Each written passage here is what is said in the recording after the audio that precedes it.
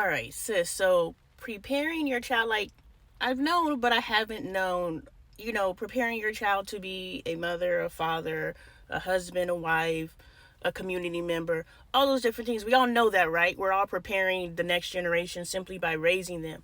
But the intentionality of raising someone's wife, someone's mother, someone's father, someone's husband, the intentionality of doing that. I just left my house. Bailey has everyone cleaning.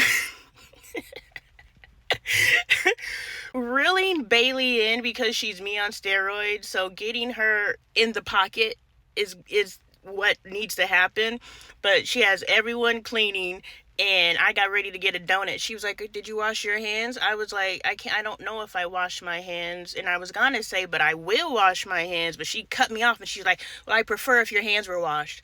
I was like, "Well, okay, boom, I get it." Because she's like, "Because it's for everybody. Don't touch food that's for everybody with your dirty ass hands." Because previously we had a conversation, so I think this is where this is coming from. When you by yourself, you do whatever the hell you want to, because I don't have to consider other people. But when I'm around other people, I got to move differently because I have to consider other people. Anyway, she was like, we had that exchange. And then I'm talking to Angel because Angel's cleaning, and Andre just leaves his stuff everywhere and picks it up when he gets around to it, whatever.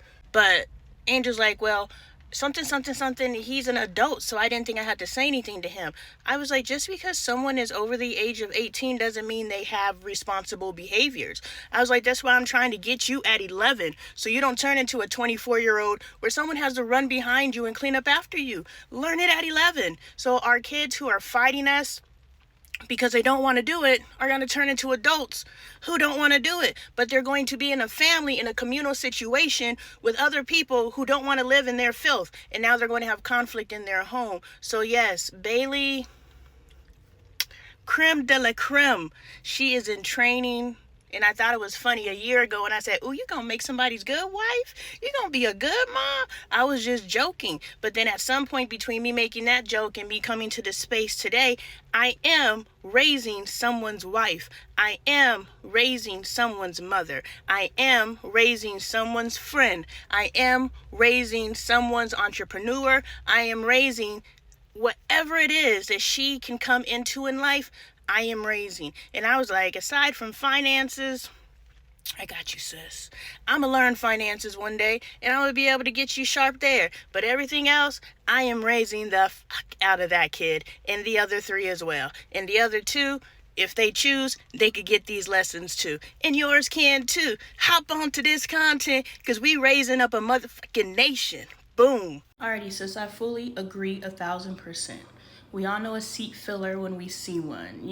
We all have experience feeling like a single mother. Even when you're a pet mother, you feel like you're in it by yourself. So we all understand what it feels like to be married and still be single, raising these kids all by yourself. I feel for me that is not the case. And that was more punctuated by having this conversation with my son. And having this conversation with my son, it helped evolve my thinking. How it helped me evolve my thinking is because my son expressed what value he sees and what he receives from his father. It's not for me to observe the relationship that he has with his father or any of my children with my husband and determine it's valuable or not, right? What you get from something is what you get from something, and someone on the outside looking in can't really determine what you're receiving. Ooh, girl, that don't look like that's doing nothing. Shh, girl is doing everything. We don't know from the outside. Caden knows, even in his 5-year-old space, that what he is receiving from his father